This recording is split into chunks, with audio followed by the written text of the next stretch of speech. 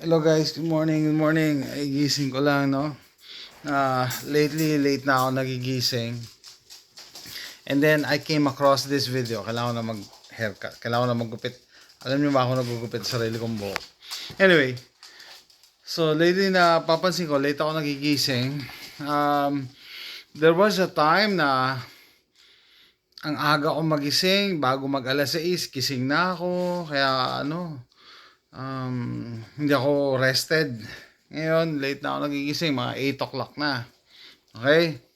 And then, I came across this video na marami daw nagre-report na recently, yung mga tao daw, are getting more sleep and more calmer after na patayin yung, yung, ng CERN, yung device nila, no? No, after i-turn off nila last June 29. So, ano kung maniniwala kayo.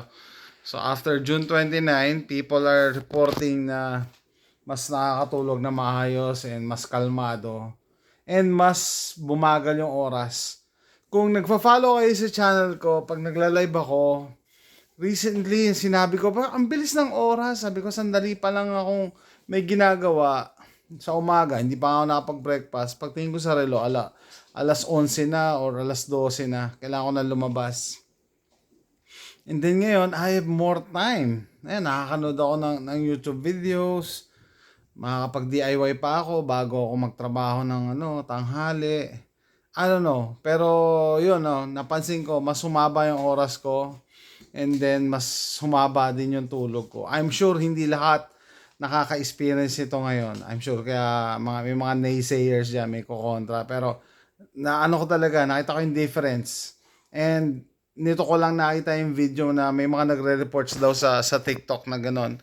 After patayin yung CERN nung June 29, mas bumagal yung oras, saka mas nakakatulog na maayos and mas kalmado.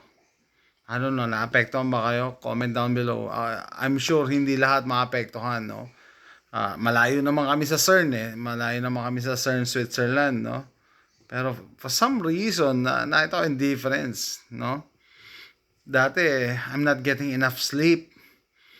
Aga-aga, kahit wala naman gagawin, aga ako nagigising. Ngayon, kailangan ko na gumising, hirap na hirap pa rin ang bumangon, no? Sabihin, sarap ng tulog ko. Tapos yun nga yung oras. I have time na gawin yung dapat kong gawin. So, psychological lang ba? Pero, or, na-observe nyo yung difference ngayon. So, yan, bagong gising talaga ako. So, comment down below. See you next time. Bye.